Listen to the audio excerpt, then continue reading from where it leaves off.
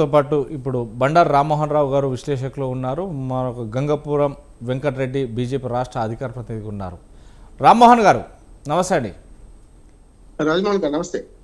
రామ్మోహన్ గారు, మనం చూడొచ్చు మొన్నటికి మొన్న ఏదైతే తెలంగాణ సీఎం రేవంత్ రెడ్డి ఒక సవాల్ విరిచారు. ఏదైతే కేసీఆర్ వచ్చినా ఓకే, కేటీఆర్ వచ్చినా ఓకే, దమ్ముంటే రావాలి చర్చకు అంటూ కూడా తను సవాల్ విసిరారు. ఇదే నేపథ్యంలో కేటీఆర్ కూడా దమ్ముంటే రాండి ప్రెస్ క్లబ్, సోమాజిగూడ ప్రెస్ క్లబ్లో దమ్ముంటే రండి, మీకు కేసీఆర్ అంతా అవసరం లేదు, ఒక కేటీఆర్ సరిపోతుంది అంటూ కూడా తాను ఈరోజు ప్రెస్ క్లబ్కి రావడం జరిగింది. ఇది ఇవాట మొత్తం మీద తెలంగాణలో ఒక హాట్ టాపిక్గానే వస్తుంది. గత 18 నెలలుగా ఇచ్చిన హామీలను నెరవేర్చలేదు, కానీ ఇప్పుడు మాట్లాడుతున్నారు ఒక్కొక్క హామీని కూడా బయట పెట్టాలంటూ కూడా తను వ్యాఖ్యలు చేశారు. అంటే ఎలా చూడొచ్చు ఇంటికి సవాల్కు ప్రతి సవాల్గా? రాజమౌళి గారు, మీకు పెద్దలు వెంకటరెడ్డి గారికి, అట్లాగే మన స్వతంత్ర టీవీ ప్రేక్షకులకు నమస్కారం. సవాలు విసిరింది ఎవరు? మొదలు రేవంత్ రెడ్డి గారు కదా.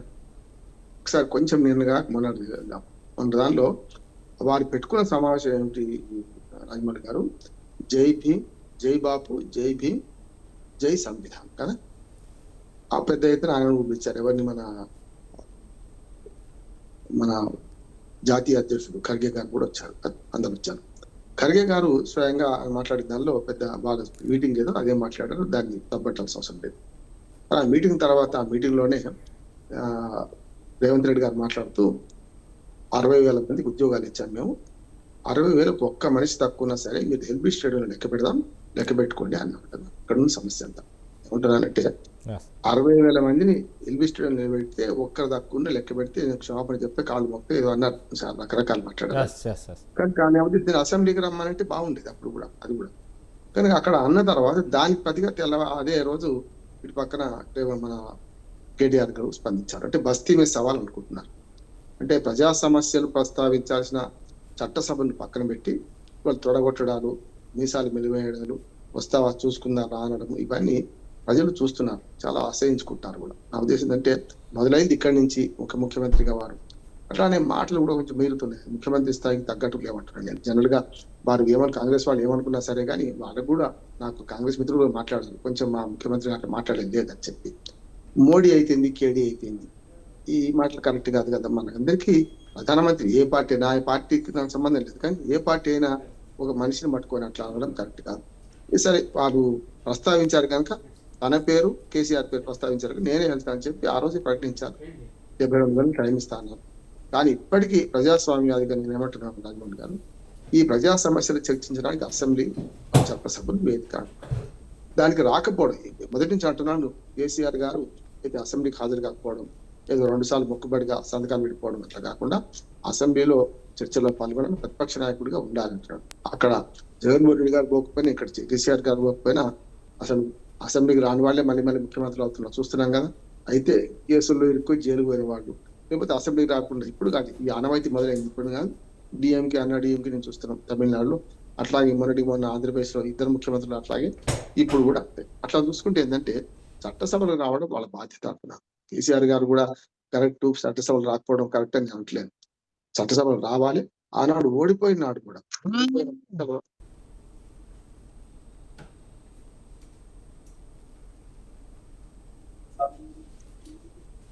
జవాబుదారితనం ఉండాలి. ఎందుకంటే ఆనాడైనా సరే ప్రజల తీర్పును మన శిరసావ ఇస్తున్నాను, అంగీకరిస్తున్నాను, నన్ను 10 ఏళ్లుగా నన్ను ముఖ్యమంత్రిగా అంగీకరించి మీరు పరిపాలన చేయించినందుకు సంతోషం అని కృతజ్ఞతలు చెప్పి వచ్చే ముఖ్యమంత్రి ఎవరు వస్తే వాళ్లకు ఆహ్వానం పలికి చేస్తే బాగుండేది. అంటే ఆ రూమ్ దాకా అధికారం మార్పిడి జరిగేది. అధికారం పోగానే ఇంట్లోకి వెళ్ళి పడుకోవడం, అధికారం ఉన్నప్పుడు మాత్రం ఏది పడితే మాట్లాడడం, అది కరెక్ట్ కాదు. ఇవాళ విషయానికి వస్తే, ఈ బస్తీ మీద సవాళ్ళు మానండి. ఇప్పటికైనా సరే ఆయన రాలేదు, వీళ్ళు అన్నారు, కుర్చీ వేశారు, రాలేదన్నారు. కానీ గతంలో కూడా అధికారంలో ఉన్నప్పుడు కూడా కేసీఆర్ గారు చేసిన ప్రవర్తన మంచిది కూడా. ఎందుకంటే ప్రధానమంత్రి స్వయంగా వచ్చినప్పుడు అధికారిక కార్యక్రమాల్లో ఆ కుర్చీ ఖాళీ పెడితే వారం జరిగినాను నేను. ఎప్పుడైతే మీరు ముఖ్యమంత్రి కుర్చీ ఖాళీ పెట్టారో మీకు నష్టం జరుగుతుంది. చాలా సార్లు చూస్తున్నాం. స్టాలిన్ ఇండియా కూటమిలో ఉన్నాడు, మన తమిళనాడు ముఖ్యమంత్రి, ఆయన ప్రధానమంత్రి పోతున్నాడు కదా. మరి అట్లానే ప్రతిపక్షంలో ఉన్నంత మాత్రాన మన ముఖ్యమంత్రి కాకుండా పోడు, మన ప్రధానమంత్రి కాకుండా పోడు. అందుకని దయచేసి పార్టీల వాళ్ళు కూడా కోరితే ఏంటంటే, మా ముఖ్యమంత్రి, మా ప్రధానమంత్రి అనకండి, మన ప్రధానమంత్రి, మన ముఖ్యమంత్రి అనండి. అంతే తప్ప ఆ పదవులకు కళంకం తీసుకురావద్దు. అందుకని రేవంత్ రెడ్డి గారు ఇప్పుడు కూడా చాలా సార్లు చూస్తున్నాను, వారే మన ముద్దది పెడుతున్నారు, వారే దాన్ని దాటుతున్నారు. అంటే ఎవరు పెట్టుకుంటారు లక్ష్యాలు 100 రోజుల్లో హామీలు అమలు చేస్తారు, ఎవరు పెట్టుకోబట్టున్నారు, వాళ్ళు ఎందుకు పెట్టుకున్నారు, వాళ్ళే అన్నారు కదా. అందుకని ఇవాళ హామీల అమలు విషయంలో చర్చ జరగాల్సిన అవసరం ఉన్నది. ఎన్ని జరిగినాయి, ఎన్ని జరగలేదు. ఒక సలహా కూడా ఇస్తున్నాను. ఆంధ్రప్రదేశ్ లో మంచి పని జరుగుతుంది. ఎంత దుర్మార్గ రాజకీయాలు నడుస్తున్నా ఆంధ్రప్రదేశ్ లో ఏం చేస్తున్నారంటే ప్రతిపక్షం పోయి మొత్తం హామీల లిస్ట్ పట్టుకొని ఏది మనకు ఒకటి పెట్టుకున్నారు, అది వాళ్ళ మేనిఫెస్టో, పోయి ఇళ్ళకి తిరిగి వాళ్ళకు టిక్కులు కొట్టుకుంటున్నారు. అట్లాగే దానికి తగ్గట్టు మేము ఏం చేసామని చెప్పని మన కూటమి ప్రభుత్వం కూడా అదే పని చేస్తూ ఉంటుంది. మీరు ఆ పని చేయండి, ప్రజల దగ్గరికి పోండి, ప్రజల దగ్గరికి పోతే అట్లా పోండి, మీ హామీలు ఎన్ని అమలైన ఎన్ని అమలు కాలేదు, ఎన్ని ఇంకా బాకీ ఉండాలి లేదంటారు. దేని మీదైనా ఇప్పుడు వ్యవసాయం మీద చర్చ అంటున్నారు. వ్యవసాయంలో ఎవరు పొడి చేశారు, ఎవరు పొడి చేయలేదనే చర్చ అంతా కూడా. కనుక వ్యవసాయ రంగానికి ఆనాడు ఉన్న 10 ఏళ్ళు వాళ్ళు ఏం చేశారు, ఇప్పుడు రాబోయే ఇప్పుడు ఈ 1.5 years వీళ్ళు ఏం చేశారు చెప్తే తేలిపోతుంది కదా. అన్నిటికంటే రాజమౌళి గారు ముఖ్యం ఏంటంటే ముంజేది కంకడానికి అర్థం అవసరం లేదు. రైతు భరోసా ఉంది, రైతు బంధు పది రైతు భరోసా అన్నారు. రైతు భరోసా ఎంతమందికి అందింది, ఎన్ని విడతలు ఎగ్గొట్టారు, ఎన్ని విడతలు ఉంది అంటే చూస్తారు కదా, ప్రజలకు తెలుసు కదా. మీరు ఏ పథకమైనా, నేను ఈ మధ్యన ఒక మాట చెప్పి ముగిస్తాను. ఆరోగ్య సర్వేని మేము తెలంగాణలో మొత్తం 6 ఉమ్మడి జిల్లాలు తిరిగినాం. 8 రోజులు తిరిగినాం. 2 రోజులు ఆదిలాబాద్, 2 రోజులు మొత్తం ఆదిలాబాద్ జిల్లా పెద్దది కనుక ప్రతి అక్కడికి పోగానే పేషెంట్లు అన్నది ఏంటంటే చాలా మంది, అయ్యా మాకు కేసీఆర్ కిట్ అందలేదు అన్న. కేసీఆర్ కిట్ మొత్తం పోయింది. నేను ఆరోగ్య సర్వే విషయం చెప్తున్నాను. కేసీఆర్ కాకపోతే ఇంక ఇందిరమ్మ కిట్ అని పెట్టుకోండి, ఇవ్వడానికి ఏమైంది? దానివల్ల పెద్ద నష్టం ఏంటంటే హాస్పిటల్ డెలివరీస్ తక్కువైనాయి. గతంలో కంటే హాస్పిటల్ డెలివరీస్ తక్కువైనాయి. పేరు పెట్టుకోవచ్చు ఆయన కేసీఆర్ కిట్ అని. అన్నపూర్ణ క్యాంటీన్ తీసేసి ఇందిరా మార్చింది కదా, కేసీఆర్ కిట్ తీసేసి రేవంత్ రెడ్డి కిట్ అని మార్చండి, మాకు అభ్యంతరం లేదు. ఇచ్చేది ఎవరైతే ప్రజల సొమ్మే కదా, మీరు ఇచ్చేది జేబుల నుంచి ఇస్తలేరు కదా. మరి కేసీఆర్ కిట్ బదులు ఆ కిట్ని ఇస్తే హాస్పిటల్ డెలివరీస్ పెరిగాయి కదా.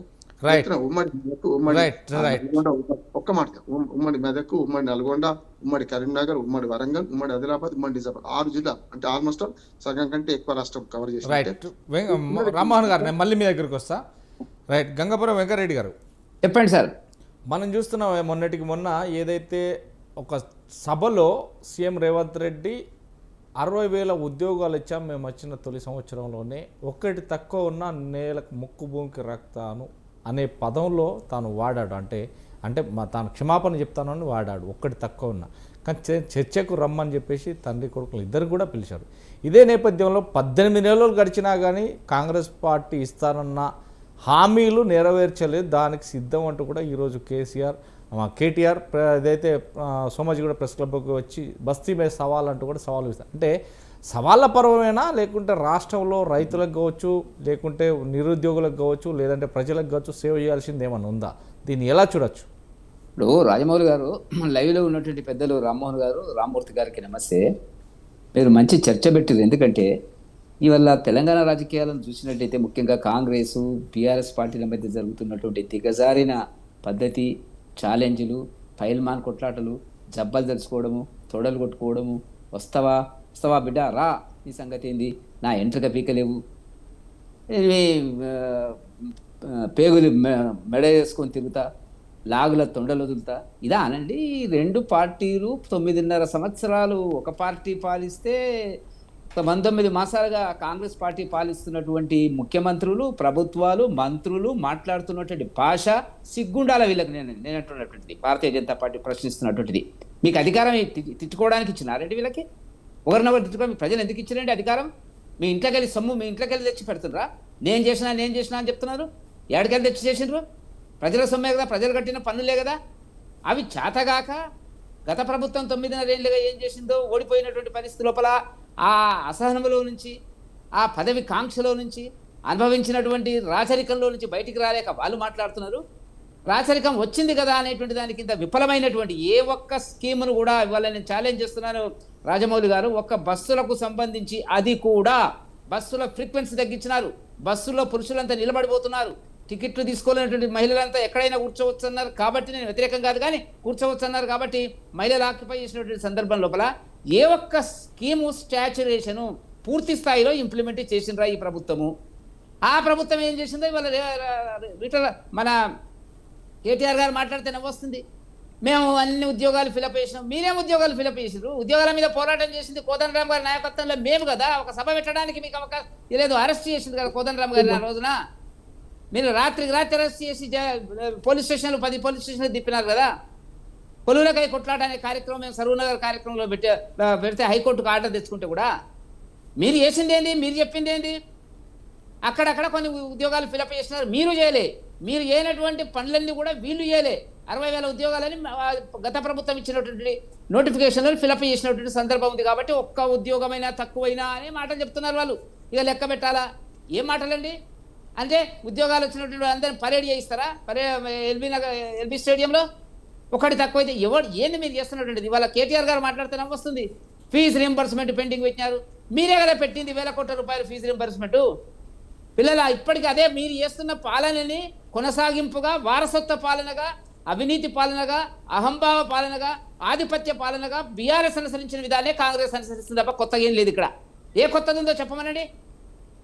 కాబట్టి ఇవాళ మాట్లాడుతున్నటువంటి పద్ధతి, ఇవాళ వీళ్ళు మాట్లాడితే పరిపాలన కోసం ప్రజలు ఓట్లేసిండ్రా? రైతుల కోసం ఓట్లేసిండ్రా? రైతులు అక్కడ దీనావస్థలో ఉన్నారు. వాళ్ళు చేసినవన్నీ మోసాలు, వీళ్ళు చేసినవి మోసాలు. ఒక్క హామీకి గత ప్రభుత్వం కట్టుబడి లేదు, ఈ ప్రభుత్వం అంతకంటే లేదు. అప్పుల గురించి మాట్లాడుతున్నారు. వాళ్ళు చేసిన విపరీతమైన అప్పులు, రకరకాల అప్పులు, కొత్త కొత్త ట్రెండ్స్ తీసుకొచ్చినారు.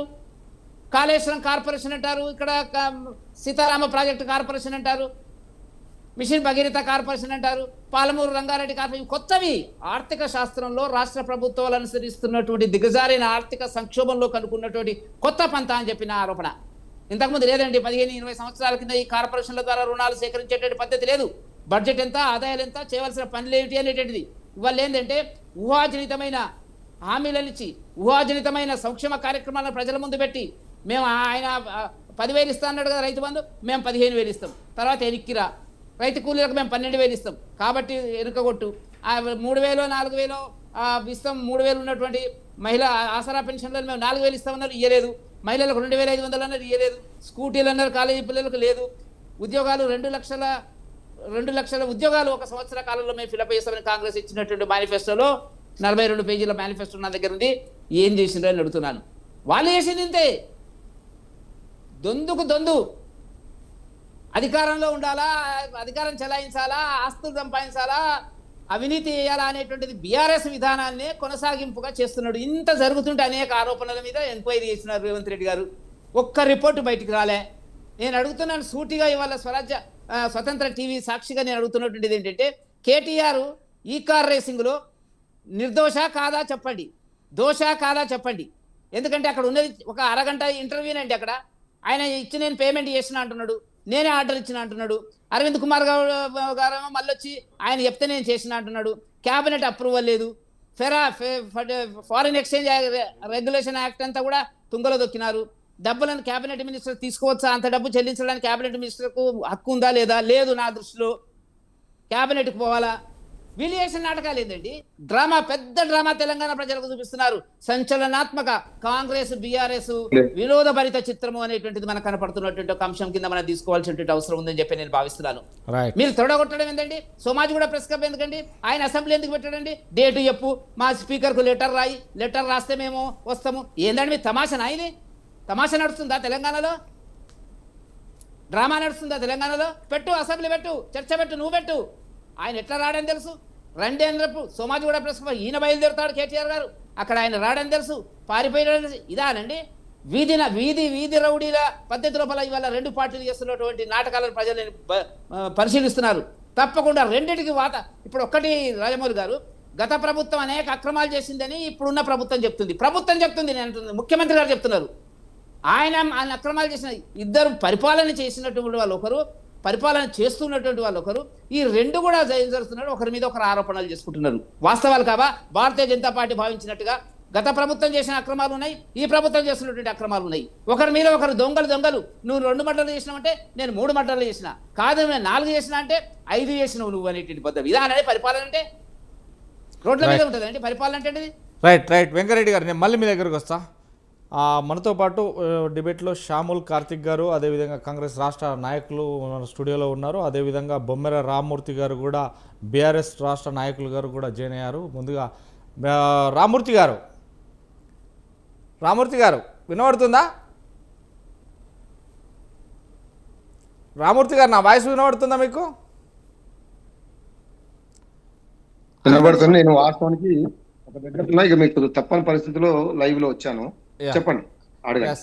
ఏదైతే ఈరోజు సోమాజిగూడ ప్రెస్ క్లబ్లో కేటీఆర్ గారు వచ్చి సవాల్ విసిరారు, బస్తీ మీద సవాల్ అంటూ కూడా సీఎం రేవంత్ రెడ్డికి కుర్చీ కూడా వేయడం జరిగింది రమ్మంటే. కానీ రాజకీయంగా ఒడిదుడుకులో ఉన్న నేపథ్యంలోనే మీరు ఇచ్చిన హామీలు 18 నెలల నుంచి ఇచ్చిన హామీలను నెరవేర్చలేకుండా పోయారో. ఈ సవాల్కు కేసీఆర్ అవసరం లేదు, కేటీఆర్ ఒక్కటి చాలు అంటూ కూడా తన విషయాలు ఏదైతే ఢిల్లీలో తాను ఏదైతే తెలంగాణ ప్రజల కోసం వారు తీసుకొస్తున్నటువంటి కొన్ని నేతల కలవాలని అతను 2 రోజుల క్రితమే ఢిల్లీలో వెళ్ళిన నేపథ్యంలోనే ఇప్పుడు సీఎం లేకున్నా మంత్రులనే రావచ్చు అని సవాలు విస్తుంది. అంటే ఎలా చూడొచ్చు దీన్ని?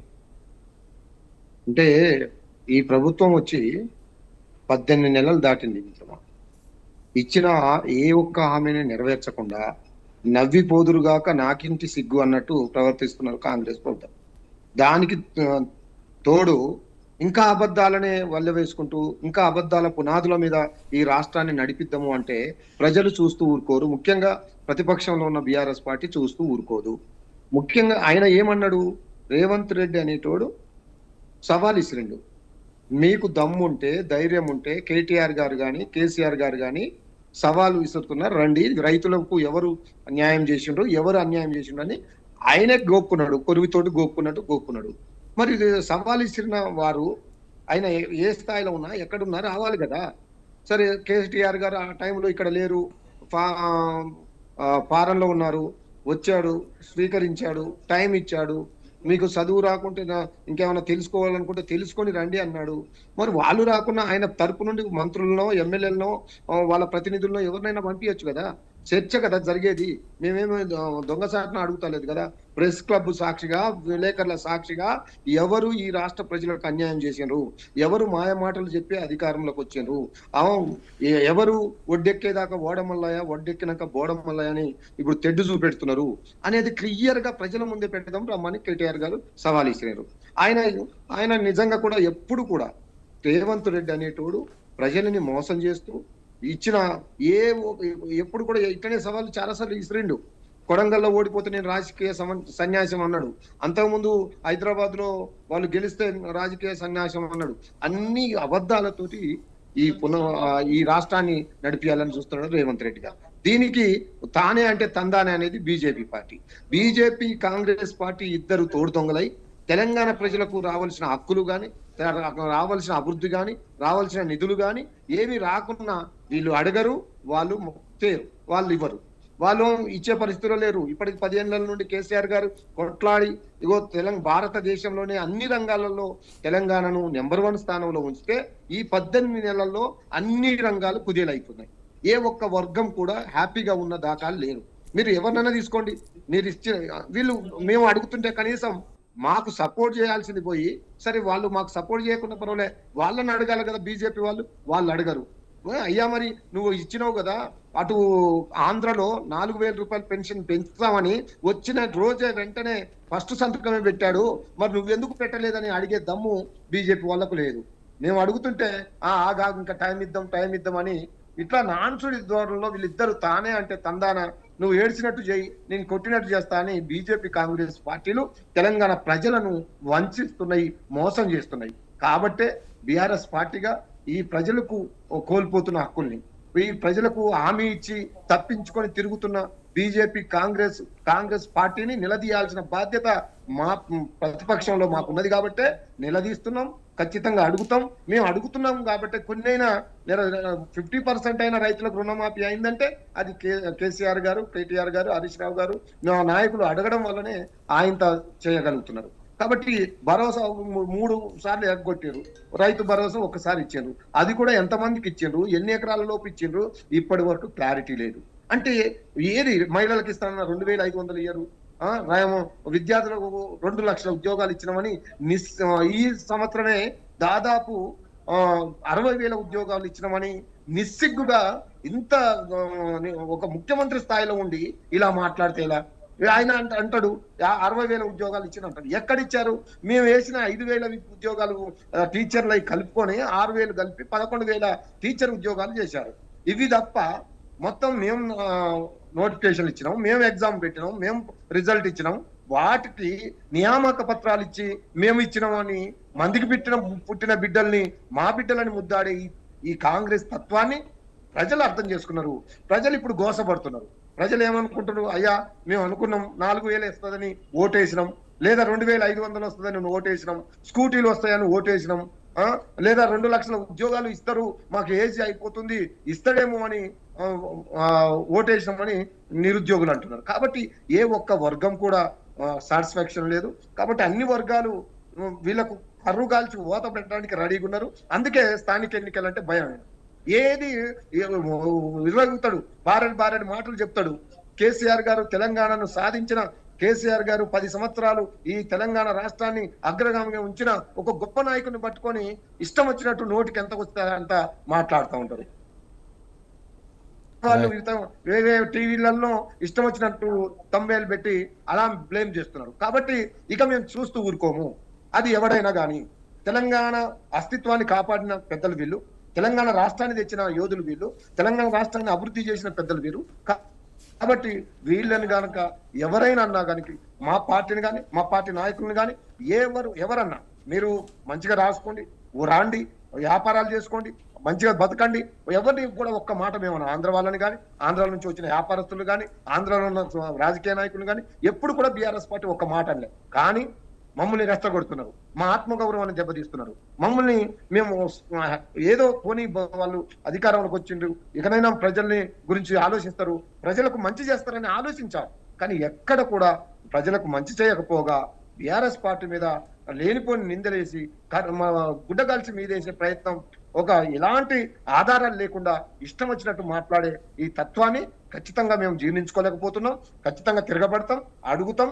ఎవడొచ్చినా అది కేసీఆర్ గారికి వ్యతిరేకంగా ఎవరు మాట్లాడినా వాస్తవాలు ఉంటే దమ్ముంటే రమ్మనండి చర్చకు అన్నాడు కేటీఆర్ గారు. నిజంగా మీకు సీముని ఎత్తురుంటే నువ్వు ముఖ్యమంత్రి అయితే ఈ రాష్ట్ర ప్రజల పట్ల నువ్వు సానుకూలంగా ఉండి ప్రజలకు సేవ చేసే మొగాడివైతే రా, వచ్చి చెప్పు కేసీఆర్ తప్పు చేసిండా, ఎవరు తప్పు చేసిండు, ఈ రాష్ట్ర ప్రజల్ని ఎవడు హింసించిండో తేలిపోతుందని అడుగుతున్నాడు. మేము అడుగుతున్నాం. దానికి కేసీఆర్ గారు నీలాంటి యమాయముల్ని మట్టి గర్పించిన యోధుడు, నీ గురువుల్ని ఇక్కడ నుంచి తట్టపుట్ట చదువుకొని ఆంధ్ర పోవడానికి కారకుడైన మా గురువు, మా సార్. కాబట్టి అలాంటి యోధులు, మంచి యోధులు రాజశేఖర రెడ్డి గారి కాడ నుంచి, చంద్రబాబు నాయుడు కాడ నుంచి ఎంతో మందిని చూసుకుంటూ వచ్చినాం. కాబట్టి మీరు కొరివితో గోక్కోకూడదు. మీరు సవాల్ ఇసిరారు. ఆ సవాలుకు మా కేటీఆర్ గారు స్పందించి వచ్చారు. కాబట్టి మీరు తప్పించుకొని పోతున్నారు, మీరు ప్రజలకు ముఖం సాటేస్తున్నారు. కాబట్టే స్థానిక ఎన్నికల్లో మీ భరతం పడతారు. మిమ్మల్ని ఒక్కొక్కరిని ఊళ్ళల్లో ఉరికించుకుంటూ కొట్టేటట్టు ప్రజలు తయారవుతున్నారు. కాబట్టి ఇప్పటికైనా ఒళ్ళు దగ్గర పెట్టుకొని మీరు ఇచ్చిన హామీలు నెరవేర్చాలని ఉద్యమకారుడిగా, బొమ్మెర రామ్మూర్తిగా, బీఆర్ఎస్ పార్టీ నాయకుడిగా నేను డిమాండ్ చేస్తున్నాను. రైట్. శ్యాముల్ గారు మనం చూస్తున్నాం, ఏదైతే సీఎం రేవంత్ రెడ్డి అప్పుడు ఒక మాట ఇచ్చాడు, 60,000 ఉద్యోగాలను ఇచ్చాను, ఒకటి తక్కువ కాకుండా కూడా చూసుకో, ప్రతిదీ లెక్కతో సరిపోతూ పోతాయి, ఎక్కడ తక్కువ అయినాగా దానికి నేను కాలం మొక్కలో లేదంటే సంథింగ్ ఇలాంటి భాషను వాడారు. ఇప్పుడు మన మీడియా తరఫున వాళ్ళేం కానీ దాన్ని వాడారు. ఆ నేపథ్యంలో దాన్ని ఛాలెంజ్గా తీసుకుని అప్పుడు లోకల్లో లేని కేటీఆర్ వచ్చిన తర్వాత దాన్ని ఛాలెంజ్గా తీసుకొని సవాళ్ళను విసురుతూ దాన్ని స్వీకరించి కూడా ఆ రోజు కూడా చెప్పడం జరిగింది. దమ్ముంటే ఖచ్చితంగా 8వ తారీఖు రండి ప్రెస్ క్లబ్లో, సోమాజిగూడ ప్రెస్ క్లబ్లో ప్రెస్ మిత్రుల ముందే మనం తేల్చుకుందాం, ఏదైతే నువ్వెంత నేనెంత అనేది మాట్లాడాలి, మీ స్థాయికి తగ్గట్టు మాట్లాడండి, మీ స్థాయి కేసీఆర్తో పోల్చలేనిది నీకు నేను చాలు అంటున్నారు. అంటే దీన్ని ఎలా తీసుకోవచ్చు? ఇప్పుడు అతను ప్రెస్ క్లబ్కి వచ్చి కూడా ప్రెస్ మీట్ పెట్టడం జరిగింది, తను బహిరంగంగా చెప్పడం జరిగింది.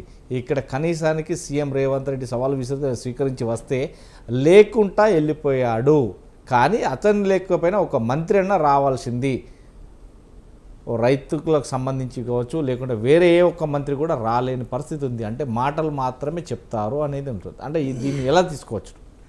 సార్, ఈరోజు ముఖ్యంగా ముందుగా చర్చలో కన్నా ముందు ఉమ్మడి ఆంధ్రప్రదేశ్ రాష్ట్ర మాజీ ముఖ్యమంత్రి వర్యులు దివంగత రాజశేఖర రెడ్డి గారి జయంతి సందర్భంగా వారికి కాంగ్రెస్ పార్టీ పక్షాన వ్యక్తిగతంగా కూడా వారికి ఘన నివాళులు అర్పిస్తూ ఈరోజు చర్చలో భాగంగా మీరు ప్రధానంగా ముఖ్యమంత్రి గారు ఉద్యోగాలకు సంబంధించి పెద్దగా తప్పేం మాట్లాడలేడు. మనం అంటే కల్మొక్తా అని అన్నాడు. మేమేమంటున్నాము, ఇచ్చినటువంటి గెజెట్ పేపర్ల మీద ఎవరి సంతకం ఉంది, ఎవరి హయాంలో వచ్చిందో. ఇప్పుడు ఉద్యోగం వచ్చిన వాళ్ళకి ఎవరి హయాంలో వచ్చిందంటే కల్వకుంట్ల చంద్రశేఖరరావు గారి హయాంలో వచ్చింది నాకు అని చెప్తారా? వచ్చిన అభ్యర్థులందరూ కూడా thank you CM Revanth Reddy గారు, thank you Congress party, thank you ప్రజాప్రభుత్వం అని చెప్పారు, కానీ థ్యాంక్ యూ కల్వకుంట్ల చంద్రశేఖరరావు గారు అని చెప్పారా? కాబట్టి ఆ విషయంలో వారు మాట్లాడినారు, కానీ మరి ఇంకా ఉద్దేశం ఏం లేదు. అయితే నేను వచ్చినప్పుడు ఏదో అన్నపూర్ణ క్యాంటీన్ల గురించి ఏదో మాట్లాడుతున్నారు సార్. అయితే అన్నపూర్ణ క్యాంటీన్లను ప్రారంభించింది నాటి ముఖ్యమంత్రిగా పనిచేసినటువంటి, ఈరోజు బీజేపీ పార్టీలో ఉన్నటువంటి నల్లారి కిరణ్ కుమార్ రెడ్డి గారే అన్నపూర్ణ క్యాంటీన్లను ప్రారంభిస్తే కల్వకుంట్ల చంద్రశేఖరరావు గారు ఆ పథకాన్ని నిజానికి ఆపేసినారు. ఆపేసిన తర్వాత హరే రామ్ హరే కృష్ణ వాళ్ళు వచ్చి, సార్ మేము సిఎస్ఆర్ ప్రోగ్రామ్ కింద మేము ఈ ప్రోగ్రామ్ చేస్తాము, మా కాంపన్సేటెడ్గా మాకు ఇక్కడ ల్యాండ్ అలొకేట్ చేయండి అంటే, దానిలో భాగంగా ల్యాండ్ ఎలొకేషన్లో భాగంగా వారు సిఎస్ఆర్ ప్రోగ్రామ్ కింద వారు హరే రామ్ హరే కృష్ణ వాళ్ళు ఫుడ్ పెట్టినరు. దానికి కేవలం జాగా ఇచ్చినందుకు మాత్రమే వీళ్ళు అన్నపూర్ణ అని చెప్పి కొత్తగా మళ్ళీ పేరుని తీసుకొని వచ్చి ముందర పెట్టి ఆ పథకాన్ని తీసుకొని వచ్చేసి, అసలు అన్నపూర్ణ పథకం అనేది ఏందనేది నాకు తెలిసినంత వరకు 2014 వరకు రాజకీయాల్లో పూర్తిగా అవగాహన ఉన్న వాళ్ళకు, చరిత్ర తెలిసిన వాళ్ళకి తెలుస్తుంది, కానీ కేవలం 2016 నుంచి రాజకీయాలు ఫాలో అవుతున్న వారికి ఈ చరిత్ర తెలియదు. కాబట్టి దయచేసి పూర్తి చరిత్ర తెలుసుకుంటే బాగుంటుంది అన్నది. కేవలం అక్కడ జాగిచ్చినందుకు మాత్రమే కేసీఆర్ గారి ఫోటో, ముఖ్యమంత్రి కాబట్టి ఆ ఫోటో పెట్టుకొని ఇదంతా మేమే చేసినామని అబద్ధాలని ప్రచారం చేశారు. కాబట్టి దయచేసి పూర్తి చరిత్రను తెలుసుకోవాలి. అయితే ఎక్కడా కూడా మాకు కాంగ్రెస్ పార్టీ పథకాలని అమలు చేస్తలేదని నిజంగా అమాయకంగా మాట్లాడడం నాకు నిజంగా బాధ అనిపిస్తుంది. ఫ్రీ బస్ ఇస్తుంటే బస్సులు సర్వీసులు తగ్గించారని అదొక కొత్త వాదానికి తెరలేపుతున్నారు. సరే ఇంతగానో ఏం కావాలి సార్? ఈరోజు ఎయిర్పోర్ట్ నుంచి ఇక్కడికి వస్తే ఛార్జీలు ఎంత, మీరు క్యాబ్లు వేసుకుంటే ఛార్జీలు ఎంత? ఈరోజు మహిళలు ఎన్ని బస్సులు ఎన్ని టికెట్లు కొడుతున్నారో మీరు కండ్లారా చూసుకుంటా కూడా, ఎన్ని పథకాలను మీ కళ్ళ ముందు పెట్టిన తర్వాత కూడా ఇంకా ఏమీ జరగట్లేదు అంటే ఏం చేయాలో మిమ్మల్ని నాకు అయితే అర్థం కాలేదు. బహుశా మీరు ఇంకెప్పుడన్నా పథకాలపైన పూర్తి చర్చ పెడితే దానిపైన నేను మాట్లాడతా. అయితే ఏమీ కొత్తగా జరగట్లేదు, గత ప్రభుత్వమే చేసింది ఇప్పుడు కూడా చేస్తుందని చాలా సింపుల్గా మాట్లాడుతున్నారు. సార్, గత ప్రభుత్వానికి ఈ ప్రభుత్వానికి చాలా తేడా ఉంది. ఈరోజు మీరు అందరూ వచ్చి ధర్నాలు చేస్తున్నారు, అదే గత ప్రభుత్వానికి ఈ ప్రభుత్వానికి ఉన్నటువంటి తేడా. గత ప్రభుత్వంలో ముఖ్యమంత్రిని తెలంగాణ రాష్ట్రం కోసము గజ్జగట్టి గర్జించిన గద్దర్ గారు కూడా కలవలేకపోయినారు. కానీ ఈరోజు సామాన్యులు కూడా ముఖ్యమంత్రిని కలవగలుగుతున్నారు. ఉద్యోగస్తులు కలుస్తున్నారు, టీచర్లు కలుస్తున్నారు, వ్యవసాయం చేసే వాళ్ళు కలుస్తున్నారు, రైతులు కలుస్తున్నారు.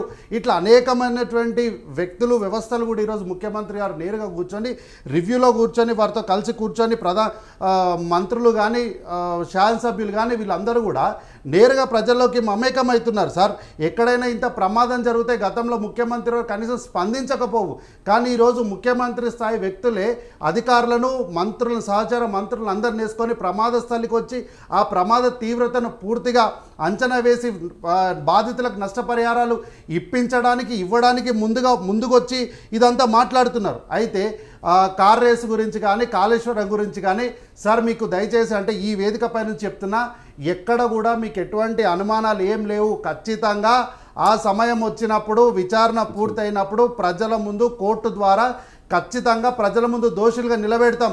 మా చేతుల్లో ఉన్నటువంటి అధికారం కొద్దీ మేము విచారణకు ఆదేశించినాము, విచారణ జరిగింది. దీని ఒక స్థాయి అనేది విచారణ దశలో ఉంది. కాబట్టి మనము మన దేశంలో ఇప్పుడు మళ్ళీ న్యాయ వ్యవస్థల గురించి తక్కువ చేసి మాట్లాడుతున్న ఉద్దేశం కాదు, కానీ ఒక కేసు వేసినప్పుడు దాని ప్రతిఫలాలు ఎట్లా వస్తున్నాయో కూడా మనకు తెలుసు. కానీ అంత సమయం తీసుకోకుండా వీలైనంత తొందరగానే ప్రజల ముందు కోర్టు ద్వారా నిలబెట్టే ప్రయత్నం ఖచ్చితంగా చేస్తాం. అయితే ఇంతకుముందు అన్నగారు మాట్లాడుకుంటూ కాళేశ్వరం గురించి దీని గురించి మాట్లాడినారు.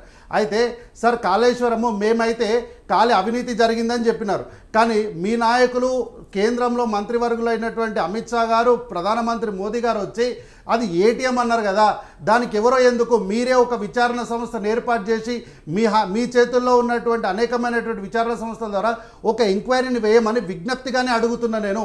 ఆరోపణ చేస్తానని విజ్ఞప్తిగానే అడుగుతున్నా నేను. మీరు దయచేసి ఒక విచారణ సంస్థ ద్వారా మీరు ఏ విచారణ సంస్థ ద్వారా చేస్తారో చెయ్యండి అని విజ్ఞప్తిగా అడుగుతున్నా. అయితే అన్నగారు వారి పక్క రాష్ట్రంలో ముఖ్యమంత్రిగా ఉన్నటువంటి చంద్రబాబు నాయుడు గారు, వారి గురువు గారు అయినటువంటి చంద్రబాబు నాయుడు గారిని బాగానే పొగిడి ఆయన ఏదో పెద్ద పథకాలు ఇచ్చేస్తున్నారు, అంతా బాగా చేసేస్తున్నారని రానున్న ఎన్నికల్లో వారితో పొత్తును మాట్లాడుకుంటున్న నేపథ్యంలో వారి మక్కువను పొందడానికి బాగానే ప్రయత్నిస్తున్నారు సార్. అక్కడ ఏదో తొలి సంతకం పెట్టి ఏదో ఇచ్చినాడని అన్నగారు వారి గురువుగారు అయినటువంటి గురువుగారి గురించి చాలా గొప్పగా చెప్పిండు. ఆ రాష్ట్రంలో ఏం జరుగుతుందో వైఎస్ఆర్సీపీ నాయకుల్ని పిలిపించి చర్చలో కూర్చోబెట్టండి. జగన్మోహన్ రెడ్డి గారు మాట్లాడే ప్రెస్ను ఒకసారి అడ్రస్ చేస్తున్న ప్రెస్ను చూడండి, మొత్తం తెలుస్తుంది. అయితే ఈరోజు అన్నగారు మాట్లాడుకుంటూ చివరిలో కేసీఆర్ గారు ఏదో గొప్ప నాయకుడు, పెద్ద యోధుడు, తెలంగాణ రాష్ట్రాన్ని మొత్తం ఆయనే భుజాల మీద మోసుకొని నెత్తి మీద సరిపోకపోతే భుజాల మీద చేతుల మీద జైళ్ళలో పెట్టుకొని వచ్చిన పెద్ద గొప్ప చెప్పిండు.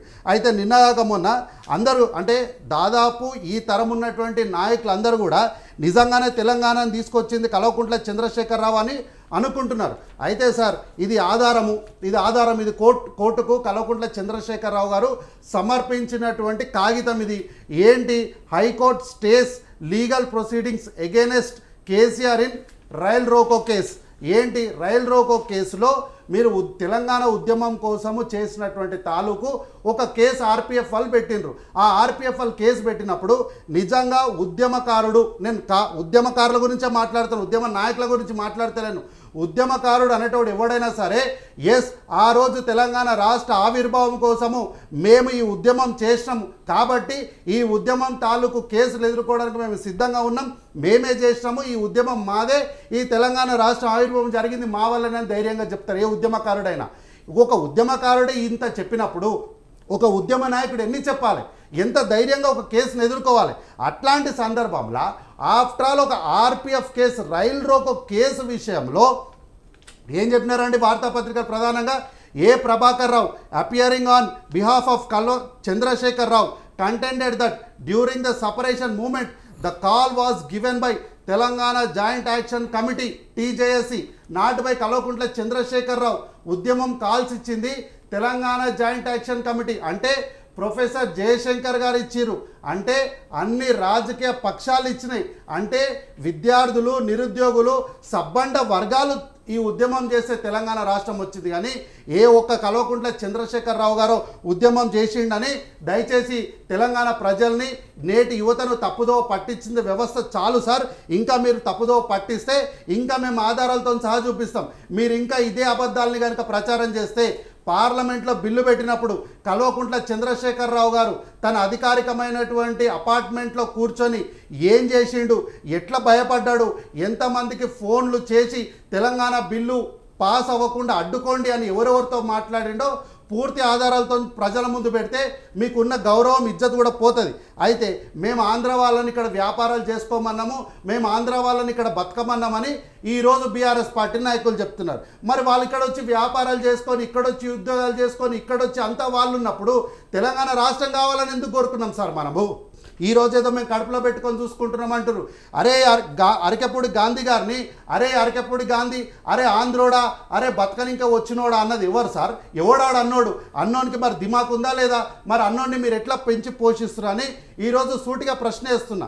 అయితే ప్రధానంగా ఈరోజు కల్వకుంట్ల తారక రామారావు గారు వచ్చి ఈరోజు మీటింగ్లో ఆయన కూర్చున్న విధానం చూస్తే నిన్న మొన్న 2 వారాల క్రితము మా ఇంట్లో ఫంక్షన్ జరిగింది, ఆ ఫంక్షనే గుర్తొచ్చింది తప్ప వేరేది ఏం లేదు సార్.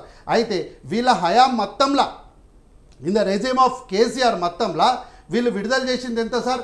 కేవలం 65 కోట్ల రూపాయలు మాత్రమే రైతుల పైన వీళ్ళు, రైతు బంధు పైన వీళ్ళు ఖర్చు పెట్టినరు. ఎంత? 70 lakhs farmers who benefited by 65 crores paid them in installments of in 10 installments so far. 10 ఇన్స్టాల్మెంట్స్లా మీరు ఇచ్చింది ఎంత?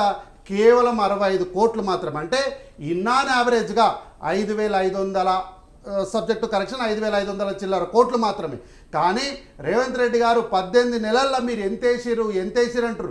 చరిత్ర ఏం లేదు, నేను క్లియర్గా చెప్తున్నా. రేవంత్ రెడ్డి గారు 9,000 కోట్లు వేసిరు. 9,000 కోట్లలో 6,000 రూపాయలు ప్రతి ఎకరాకేస్తే 70,11,984 మంది రైతులు ఇందులో లాభపడితే 1.49 కోట్ల ఎకరాల ఆఫ్ ల్యాండ్ దీంట్లో సాగులోకి వచ్చింది.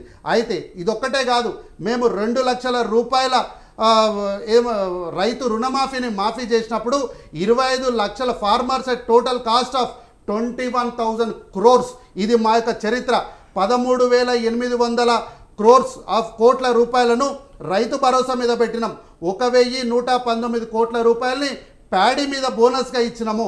అట్లాగే 500 రూపాయల బోనస్ అంటే 500 రూపాయల క్వింటాల్ పైన.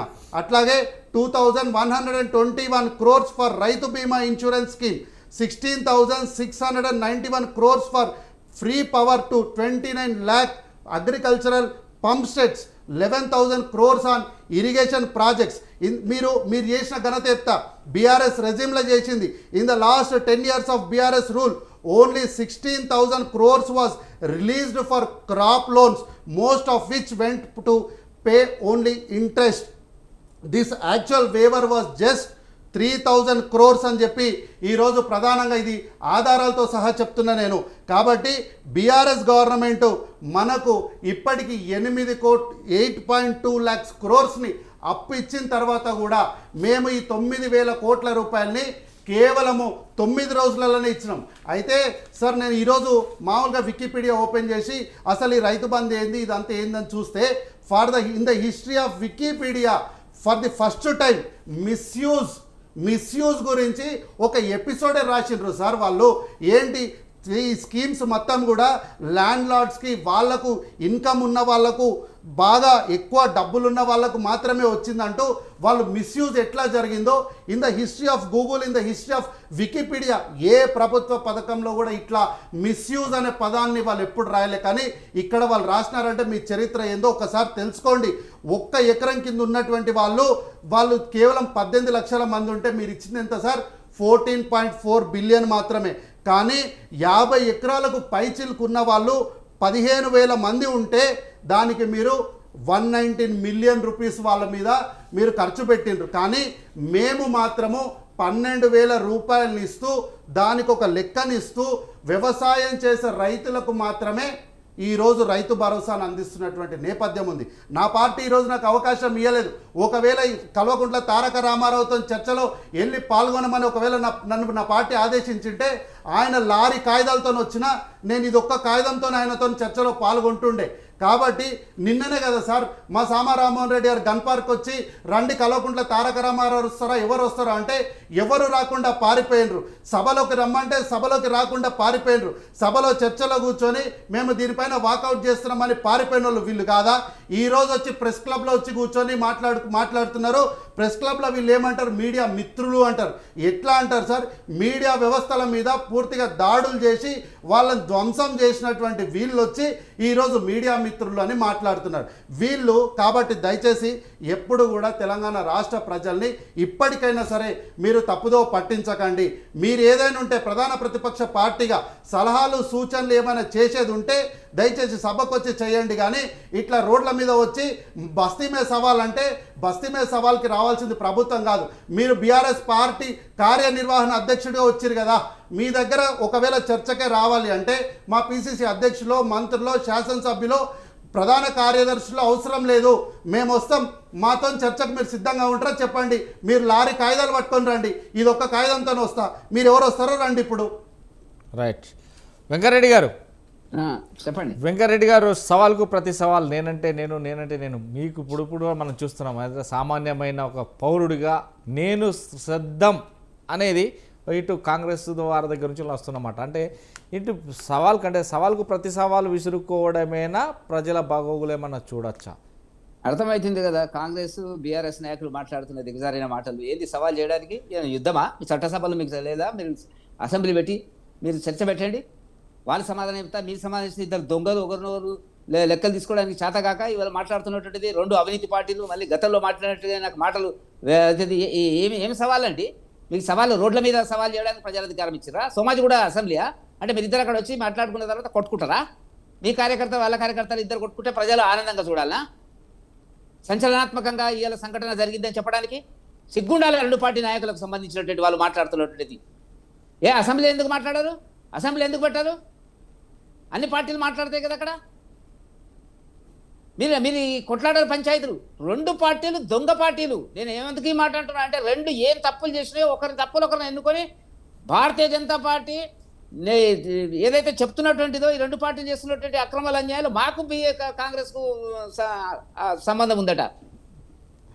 అనేక ఎగ్జాంపుల్ చెప్తా, ఒక్క ఎగ్జాంపుల్ చెప్తే నోరు ఎక్కడ పట్టుకుంటో తెలియదు.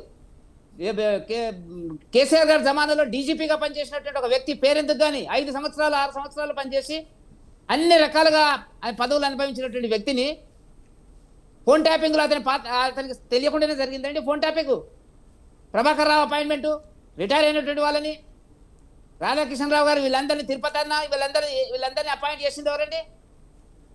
ఆ వ్యక్తే కదా. ఆ వ్యక్తికి రేవంత్ రెడ్డి గారు ఏ కోణంలో, ఏ అండర్స్టాండింగ్ లో, బీఆర్ఎస్ నాయకులతో ఉన్న అండర్స్టాండింగ్ ఏంది, ఎందుకు పబ్లిక్ సర్వీస్ కమిషన్ చైర్మన్ గా, మొదటి పబ్లిక్ సర్వీస్ కమిషన్ చైర్మన్ గా ఎవరు దొరకలేదండి తెలంగాణలో? ఏ ప్రొఫెసర్ లేడా, ఏ మేధావి లేడా? ఇటువంటి అండర్స్టాండింగ్ ఉన్న ఇప్పటి కూడా నేను చెప్తున్నా, ఒక్క కేసులో కూడా వాళ్ళు ఎంక్వైరీ చేయరు. కొట్లాడుకుంటున్నారు ఇద్దరు కూడా, కొట్లాడుకొని ప్రజలను కాలం గడిపేటువంటి పద్ధతులలో వీళ్ళు వాళ్ళు ప్రయత్నిస్తున్నటువంటి పరిస్థితులను ప్రజలు గమనిస్తున్నారు. దీంట్లో ఏం సందేహం లేదు.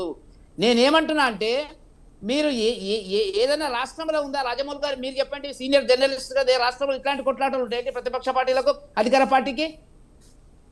దాన్ని గొప్పగా చెప్పుకుంటున్నారు, మేము రమ్మన్నాం సవాలు, మేము తొడగొట్టినాము రమ్మన్నాము, వాళ్ళు రాలేదు, పారిపోయినరు. ఇదా జరగాల్సింది దేశంలో? రాష్ట్రంలో జరగాల్సిన ప్రజాస్వామ్య పాలన, అంబేద్కర్ రాజ్యాంగ స్ఫూర్తిగా ఇవి ఉన్నాయా? ఈ క్లాసులు ఉన్నాయా? ఈ రకంగా రాయమని ఉందా? వాళ్ళు అసెంబ్లీకి రారు, వీళ్ళు రోడ్డు మీదకి రారు. ఎవరికి చర్చ మీద ఇంట్రెస్ట్ లేదు. అసెంబ్లీలో పెట్టు, ఆయన అడిగితేనే చర్చ పెట్టాలనా? ఏంటండి, కేసీఆర్ అడిగితేనే చర్చ పెడతా, మా స్పీకర్ గారికి రాయండి అని అంటాడు ఆయన, రేవంత్ రెడ్డి గారు. పెట్టు, చర్చ పెట్టి ఎజెండా అయ్యి టేబుల్ చేయి, ఇష్యూస్ టేబుల్ చేసిన తర్వాత చర్చకు వస్తుంది కదా. మీరు సమాధానం చెప్తారు, వాళ్ళు చెప్తారు, అందరికీ తెలుసు, ప్రజలకు తెలుసు, మీరు ఇద్దరు దొంగలు, అవినీతి పార్టీలే రెండు అర్థమైపోయినటువంటి పరిస్థితి. ఓరు అవినీతి వాడిని కప్పించుకోవడానికి చేసేటట్టు ఒక ప్రయత్నం జరుగుతుంది. అది మాకు అర్థమైతే లేదా, ప్రజలకు అర్థమైతే లేదా? అదో గొప్ప పని కింద ప్రజలు ఏదో వీళ్ళకి బ్రహ్మరథం పడుతున్నట్టుగా చూసిండు. రేవంత్ రెడ్డి ఛాలెంజ్ చేసిండు, వాళ్ళ పార్టీ వాళ్ళు కేటీఆర్ గారు అంతకంటే గొప్ప ఛాలెంజ్ చేసిండు. బ్రహ్మాండంగా నడుస్తుంది సీను. అల్లు అర్జున్ సినిమానా ఇది? మహేష్ బాబు సినిమానా డైలాగులు కొట్టడానికి? ఇంత దిగజారిన ప్రభుత్వాలు ప్రపంచంలో ఎక్కడ లేదు. 75 ఏళ్ళ ప్రజాస్వామ్య భారతదేశంలో ఈ రకంగా మంత్రులు పాలించిన వాళ్ళు, ప్రస్తుతం ఉన్న వాళ్ళు మాట్లాడుకుంటున్న పరిస్థితి. కాబట్టి ఇవన్నీ కూడా ప్రజా సమస్యలను డైవర్ట్ చేయడానికి, వాళ్ళ మీద అవినీతి కేసులు తప్పించుకోవడానికి. ఆయన కేటీఆర్ అంటాడు, నా వెంట్రుకు కూడా పిక్కోలేవు, ఏం చేస్తావు చెయ్యంటున్నాడు. నేనేమంటున్నా రాజమౌళి గారు అంటే, 2 పార్టీల మధ్య రహస్య భగవాన్ ఉంది. మీరు తిట్టండి మేము తిట్టండి, మీరు తిట్టండి మేము తిట్టండి. అప్పుడు బీజేపీ వైపు ఎవరు చూడరు, ప్రజలంతా బ్రహ్మాండంగా మన 2 పార్టీల గురించి ఆలోచిస్తారు. ఒక్క కేసు మీద ఎఫ్ఐఆర్ ఇంతవరకు చార్జ్ చేయలేదు అంటే ఏమర్థం అండి? మీకు తెలుసు, ఈ ప్రభుత్వం ఓడిపోయినాడు, టీఆర్ఎస్ ప్రభుత్వం ఓడిపోయినాడు, పశుసంవర్ధక శాఖకు సంబంధించిన ఫైల్ అన్ని మాయమైనవి అనేటువంటి దాని మీద ఇంతవరకు చెప్పలే. నయం కేసు ఏమైందని చెప్పలే, డ్రగ్స్ కేసు ఏమైందని చెప్పలే, కాళేశ్వరం కేసు ఏమవుతుందో అర్థం కాని పరిస్థితి ఉన్నటువంటిది. విద్యుత్ శక్తి కొనుగోలుకు సంబంధించిన ఫైల్ వస్తాయంట, మేము చేసేటప్పుడు సమయం వచ్చినప్పుడు తగిన సమయం అంటే ఏం సమయము? ఈ కార్యదర్శికి సంబంధించినటువంటిది ఏంటి? అన్ని రకాల అవినీతి పద్ధతులకు పాల్పడేటువంటి గత ప్రభుత్వం యొక్క దారుల లోపలే ఈ ప్రస్తుత ప్రభుత్వం వెళుతున్నది. కాబట్టి మీరు తిట్టండి మేము తిట్టుకుంటాము, మీరు మళ్ళీ తిట్టుకుంటే మీరు గొప్పలు మా గొప్పలు అని ప్రజలు అనుకుంటున్నారు. కానీ ప్రజలు అంత పిచ్చివాళ్ళు కాదు. పరిపాలన చెయ్యమని అధికారం ఇస్తే దాన్ని పక్కకు పెట్టి ఛాలెంజ్లు తొడగొట్టేటువంటి వ్యవహారాలను ఇవాళ 2 పార్టీలు మంత్రులుగా పనిచేస్తున్నారు, ముఖ్యమంత్రులుగా పనిచేస్తున్నారు, ఇప్పుడు మళ్ళీ ఎమ్మెల్యేలుగా పనిచేస్తున్నారు. ఇది దిగజారిన రాజకీయాలకు పరాకాష్ట. తెలంగాణ రాజకీయాలు బీఆర్ఎస్ కాంగ్రెస్ అనుసరిస్తున్నటువంటి విధానం అని చెప్పి భారతీయ జనతా పార్టీ తీవ్రంగా ఆక్షేపిస్తున్నది, విమర్శిస్తున్నది. ప్రజల వైపు మేము ఈ ఇష్యూస్ అన్ని తీసుకెళ్లేటువంటి సందర్భం మాకున్నది, మేము చేయబోతామని మాత్రం చెప్పగలుగుతాం. రామ్మోహన్ గారు, మనం చూస్తున్నాం ఎప్పటికైతే మొత్తం మీద అప్పుడు నేను చేసినటువంటి పనులను కొద్దిగా హెద్దేవ చేస్తేనే అప్పుడు 60,000 ఉద్యోగాలు మేము ఇవ్వడం జరిగింది. ఇప్పటి వరకు రైతుల ఖాతాల్లో సుమారుగా 2 లక్షల రూపాయలతో ఇన్ని కోట్ల రూపాయలు వేయడం జరిగింది. రైతు బీమాకు సంబంధించి ఇవన్నీ కూడా మేము చేస్తున్నాం. కానీ ఎక్కడ కూడా తగ్గకుండా మమ్మల్ని తిట్ల బోతుకంతో ఈ ప్రభుత్వాన్ని ఆపాదిస్తున్నారు అనేది కాంగ్రెస్ పార్టీ చెప్తుంది. అంటే ఇలాంటి నేపథ్యంలోనే ఇలాంటి ఆరోపణలు ఎందుకు వస్తున్నాయి, అసలు ఏంటి పరిస్థితులు? రాజమౌళి గారు ఒక మాట చెప్పాలి. ఎందుకంటే ఇప్పుడు షామిల్ గారి మీదే కాకుండా 3 పార్టీలు అదే చేస్తున్నాయి, ఏం తేడా లేదు. అందరూ మొత్తం మీద నిజాలు చెప్పారు, అర్ధ సత్యాలు నిజమే చెప్పారు. అందరు గమనిస్తున్నారు కదా. 3 విషయాలు అడుగుతున్నారు. ఈ ప్రభుత్వం మీద డిమాండ్ చేసే హక్కు ప్రజలకు ఉంటుంది కనుక 3 అడుగుతున్నాను. ఒకటేమో యువమిత్రుడు షామిల్ గారి మీద చాలా గౌరవం ఉంది నాకు, కానీ కొంచెం లెక్కలు రాసుకునేటప్పుడు చూసి రాసుకోండి. ఎందుకంటే 11 విడతలు మీరు రైతు బంధు గురించి చెప్పారు కదా, మొత్తం 12 విడతలు. మొదటి 2 విడతలేమో 4,000 వేశారు, 8,000 ఎకరం వేశారు, ఎకరానికి 8,000 సంవత్సరానికి. దానివల్ల 70,000 కోట్ల రూపాయలు మాత్రమే పంచగలిగారు. 10 విడతలు అన్నారు, దయచేసి సవరించుకోండి. ఎందుకంటే తులసిరెడ్డి గారు లాంటి వాటితో కూడా నేను మాట్లాడిన వాడిని కనుక డిబేట్లలో లెక్కలు ఉంటప్పుడు కరెక్ట్ చెప్పాలి, లేకపోతే కష్టం. అంటే రైతు బంధు, రైతు భరోసాగా మారిన క్రమంలో 12వ విడత, 13వ విడత, 14, 15 4 వేదాల్లో మీరన్న అక్రమార్కులు అందరికీ 13వ విడత 12వ విడత వేసింది కదా, అందరికీ వేస్తామని వేసింది కదా. నిజమే, నేను కూడా వ్యతిరేకించిన, సమీల్ గారితో అంగీకరిస్తాను. ఎందుకంటే భూస్వాములకు పెద్ద అందరికి వేశారు, మన రియల్ ఎస్టేట్ భూములకు, మనకు ఇల్లు కట్టుకున్న వాటికి అన్నిటికీ వేశారు. ఆఖరి రోడ్ల మీద రోడ్లు పోయినాయి, గవర్నమెంట్ సేకరించిన వేశారు, తప్పే. తర్వాత 13వ విడతనైతే వీళ్ళు కవర్ చేయాలి కదా. ఇప్పటికి 3 విడతలు బాగుంటే 1 విడత మాత్రమే వేశారు, మిగతా 2 విడతలు బాగున్నారు.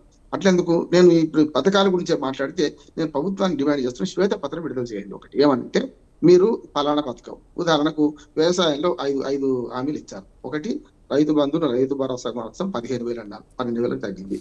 రెండోది కౌలుదారులకు మీరు 12,000 ఇస్తున్నారు. తర్వాత వ్యవసాయ కూలీలకు మళ్ళీ వేరే వ్యవసాయ కూలీలకు 12,000 రూపాయలు అదనంగా ఒక్కొక్క సంవత్సరానికి ఒక్కరికి, కౌలుదారులకేమో మళ్ళీ 12,000 రూపాయలు, వ్యవసాయ మన కూలీలకు 12,000 రూపాయలు. అట్లానే మీరు రుణమాఫీ హామీలలో 2 లక్షల రుణమాఫీ అన్నారు. సరే, 100కి 90%, 70%, 80% అది లెక్కలు వేరే ఉన్నాయి. నేనేమంటున్నాను, ఇప్పటికి కూడా మీరు వ్యవసాయ కూలీలకు, కౌలుదారులకు వీళ్ళకైతే వేయలే కదా. రైతు బంధు, రైతు భరోసాకు మంచి 15,000 నుంచి 12,000 తగ్గించారు కదా, అది కూడా 1 విడత మొత్తం వేయగొట్టారు కదా, 2 విడతలలో సగం వేశారు కదా. దీని మీద శ్వేతపత్రం ప్రకటించండి. అట్లానే మిగతా హామీలు ఉన్నాయి. ఉదాహరణకు మీరు మహిళలకు స్కూటీలు ఇస్తున్నారు, 2,500 రూపాయలు ఇస్తున్నారు. దాని మీద కూడా శ్వేతపత్రం మహిళలకు ఏం హామీలు ఇచ్చాం, బస్సు కాకుండా ఈ హామీలు ఇచ్చా, ఈ సేవ ఇచ్చాం. నిరుద్యోగులకు 4,000 రూపాయలు ఇస్తాను ఎవరు చెప్పారు? ప్రియాంక గాంధీ సరూర్ నగర్ సభలో చెప్పారు. దాని మీద శ్వేతపత్రం ప్రకటించండి. అట్లానే ఈ మూడు పోగా చెప్తున్నాం కదా, మన వ్యవసాయదారులకు ఇచ్చారు, నిరుద్యోగులకు ఇచ్చారు, మహిళలకు ఇచ్చారు హామీలు కదా. వీటి హామీల విషయంలో ఏమేమి ఇచ్చాం, ఏమేమి 100 రోజులు కాదు, ఇప్పటికి 18 నెలలు అయింది కనుక ఏమి ఇచ్చారని ఒక శ్వేతపత్రం విడుదల చేస్తే మంచిగా ఉంటుంది. ఇంతకుముందు సామీల్ గారు ఒక మంచి మాట చెప్పారు, ఏమనంటే పథకం ప్రారంభించింది అన్నపూర్ణ పథకం ఎవరు, మన కిరణ్ కుమార్. కరెక్టే, అంతకుముందు ఎన్టీ రామారావు పార్టీ పెట్టకపోతే, ఎందుకంటే నేను 50 ఏళ్ళ జర్నలిస్ట్, సీనియర్ జర్నలిస్ట్, 50 ఏళ్ళ నుంచి రాజకీయాలు చూస్తున్నాను. ఇందిరాగాంధీ ఇండియా అంటే వ్యతిరేకంగా రాసిన వాడు. నేను మాట్లాడుతున్నా అంటే, అంతకుముందు 83-82లో పార్టీ పెట్టినప్పుడు 2 రూపాయల కిలో బియ్యం ఇస్తామని ఎన్టీ రామారావు గారు మనకు హామీ ఇచ్చారు.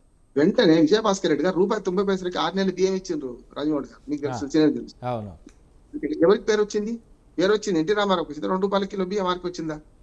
అట్లానే ఆరోగ్యశ్రీ అన్నా, ఫీజు రీఎంబర్స్మెంట్ అన్నా చెప్తున్నాం కదా, ఖచ్చితంగా రాజశేఖర రెడ్డి గారి పేరు వస్తుంది. ఇంకెవరికి రాదు. ఉచిత కరెంట్ అయినా అది పేటెంట్.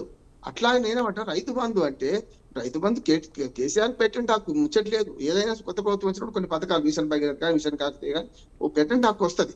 నేనేమంటున్నానంటే, వీటిలలో ఎవరు ముందు ఎవరు వెనక కాదు, ఎవరు ముందు పెట్టినా, ఎవరైతే సక్రమంగా అమలు చేసినా వాళ్ళకి పేరు వస్తుంది, ఎవరైతే దాన్ని ఖాయం చేసుకుంటే వాళ్ళకి పేరు వస్తుంది. తెలంగాణ ఉద్యమం గురించి చిన్నారెడ్డిలు చాలా మంది పోయింది కదా. మరి కేసీఆర్ వచ్చినాక ఉద్యమం ఎందుకు వచ్చింది, పెరిగింది ఎందుకు? మనందరం సహకరించారు. ఇంతకుముందు వెంకటరెడ్డి గారు చెప్పినట్టు కోదండరామ్ గారితో సహా మనందరం పాల్గొనడమే. కానీ అందరం పాల్గొనడం వేరు, దాని చివరాఖరికి సాధించడం వేరు. దాదాపు 50-60 ఏళ్ళ ఆకాంక్ష నెరవేరింది. ఇప్పుడు ఎవరు పెద్ద, ఎవరు కాదు, ఎవరు చేసిన అనేది అనవసరం చర్చ. తెలంగాణ వచ్చేసింది. ఎవరు ఖాయం చేసుకున్నా, ఇచ్చింది ఎవరు, తెచ్చింది ఎవరు, సహకరించింది ఎవరు, చిన్నమ్మ ఎవరు, పెద్దమ్మ ఎవరు అంటే మళ్ళీ మొదలుకు వస్తుంది. ఒక్క మాట అడుగుతున్నాం. ఒకటేమో పథకాల గురించి ఓ శ్వేతపత్రం విడుదల చేయండి, ఈ బహిరంగ చర్చలు అవసరం లేదు, అసెంబ్లీ ప్రకారం చర్చలు చేయండి, బెస్ట్ ఉంటుంది. రెండోది విచారాల మీద కూడా ఒక మాట ముగిస్తాను. విచారణలు జరుగుతున్నాయి కదా, కొన్ని ముగియడానికి వచ్చినాయి, కొన్ని మధ్యలో ఉన్నాయి. నేను మొదటి నుంచి విచారణ చెప్తాను. మొట్టమొదటి టెలిఫోన్ కుంభకోణం అన్నారు. టెలిఫోన్ ఏదైతే మనకు ట్యాపింగ్ ఉందో దాని మీద విచారణ జరుగుతుంది, ఇంకా కొనసాగుతూనే ఉంది, సాగుతూనే ఉంది, నడవనియండి, అది దానికి లెక్కకు వస్తుంది.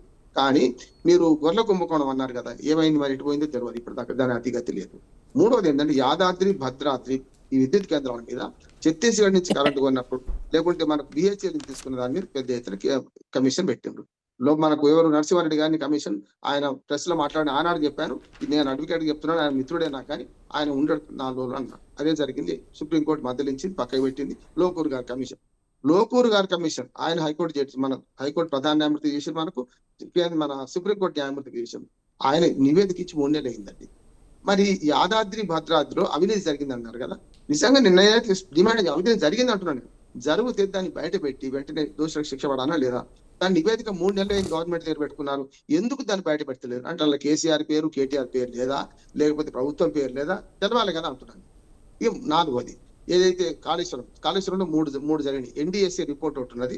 ఎన్డీఎస్ఏ రిపోర్ట్ పూర్తిగా ఏం జరిగింది చెప్పిండ్రు, ఎట్లా పునరుద్ధరించి చెప్పిండ్రు. అంటే కాళేశ్వరం మీద కక్ష మీకుంటే ఉండొచ్చు, కానీ కాళేశ్వరం రక్షించి మిగతా పనులను చేసి మాకు నీళ్లు ఇవ్వచ్చు, రైతుల మీద కక్ష ఎందుకు? కాళేశ్వరం మీద కక్ష ఉంటే ఉండొచ్చు, ఏది కేసీఆర్ మీదనో పాత ప్రభుత్వం మీద. రైతుల మీదకి ఎందుకు శిక్ష? అదొకటి. రెండోది ఏంటంటే విజిలెన్స్ కమిషన్ ఇప్పటికే ఒక నివేదిక ఇచ్చింది. ఆ నివేదికలో 35 మంది పేర్లు రాసి వీళ్ళు అక్రమార్కులు ఇందులో జరిగింది అంటున్నారు.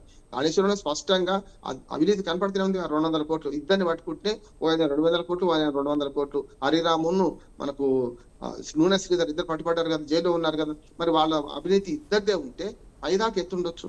1,00,000 కోట్లు మొత్తం ఖర్చు అయిందే 90,000 కోట్లు. 90 లక్ష కోట్ల అవినీతి మాట వాడుతున్నాం, కానీ అది కరెక్ట్ కాదు. 90 కాదు, 10,000 కోట్లు 20,000 కోట్లు అయింది అనుకుందాం. అయితే అవినీతి పట్టుకునే క్రమంలో ఇద్దరు దొరికితే ఇంత అయినప్పుడు మరి దాని గురించి ఎందుకు మాట్లాడతలేరు? అంటే అవినీతి అధికారులు రక్షిస్తున్నట్టే లెక్క కదా. రేవంత్ రెడ్డి గారు ఒక మంచి మాట అన్నారు. ఏమనంటే, ఒకవేళ కాళేశ్వరం ప్రాజెక్టులో కానీ పూర్తి విచారణ జరిపితే సగం ఇరిగేషన్ శాఖ ఖాళీ అయిపోతాను. సగం ఇరిగేషన్ శాఖ ఎవరు ఉండరట. అటెండర్ నుంచి చీఫ్ ఇంజనీర్ పోతారట. మరి పోవాలి కదా, అవినీతి చేసిన పోవాల్సిందే కదా.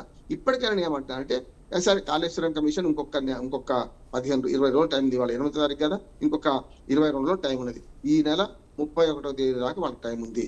ఇప్పటికీ కేబినెట్ మినిట్స్ అవన్నీ ఇచ్చారట వారికి. వారు దాన్ని చూస్తారు, దాన్ని బట్టి మళ్ళీ చేస్తారా 7వసారి పొడిగించి 8వసారి చేస్తారు.